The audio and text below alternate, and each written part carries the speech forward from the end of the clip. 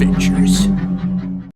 Taurus Tracker 4-inch 44 Magnum. Now I know what you're saying. Why would you consider a Taurus 44 Magnum? Well, there's a few reasons. One is the budget price compared to something like a Ruger, which I do prefer, I will admit. I also have a lot of sentimental feelings about the Taurus Tracker because this was the first 44 Magnum I got way back in the day before I even started the channel.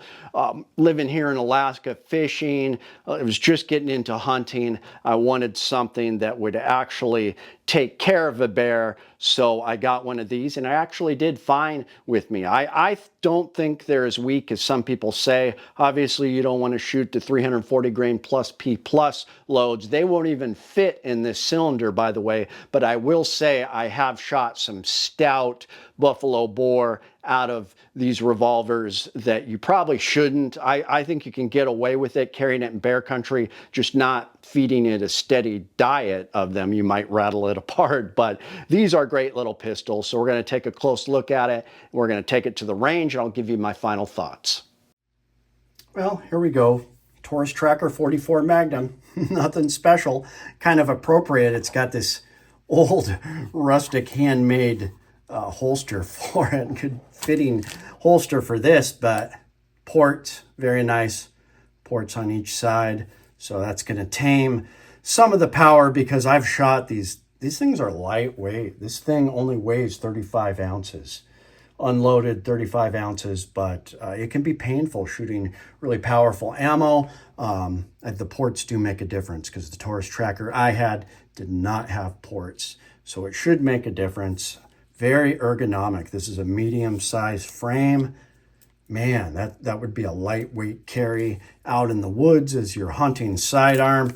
Obviously, only 5 rounds. Disappointed with that. I like a 6-round big bore revolver, and I've never cared for the Tracker logo there. I would just like, you know, a small Taurus thing, that's okay, but I've never liked the big Tracker letters there. Not that big of a deal. So when you look at Taurus revolvers, they're pretty much clones of Smith & Wesson. So I like Smith & Wesson. The trigger is decent on these.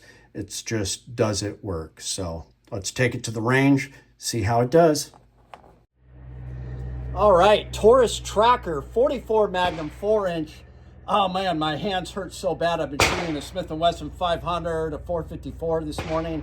I think this is going to be painful because this is so light. Hopefully the ports help a little bit, but we've got Underwood 240 grain jacketed hollow point. Supposed to be getting 1,500 feet per second. We'll see what we get on the chrono. We are rolling. Let's take a couple shots and see what we get. Okay, here we go. No read. Idiot. Try again. It's actually not bad. 1380. Wow. Well, I'll get the data up there, but man, this isn't bad. Super light. A little punishing to shoot, but not as bad as I thought it would be. I think it's a great option if you're on a budget and you want a 44 Magnum, bring out on your hiking trip, your fishing trip, your hunting trip. I've always liked the Taurus Tracker. I don't think they have as many problems as people say they do. The revolvers seem to be pretty solid. It is a Smith & Wesson clone. The internals, like I said, I'm giving it 2 thumbs up. Let me know what you guys think. All right, guys. Well, that Underwood ammo and the Taurus Tracker did not disappoint. With a 240 grain jacketed hollow point, we got 1,380 feet per second on the chrono, and that added up to 1,015 foot-pounds of energy. That is just incredible power. Just amazing. I was really impressed with that power. So I do think that the Taurus Tracker is a viable option for bear defense. Let me know what you think. My name is Chuke.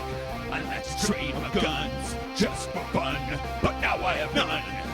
Oh, look, get shot by a bear, but I don't care. I got a 10mm.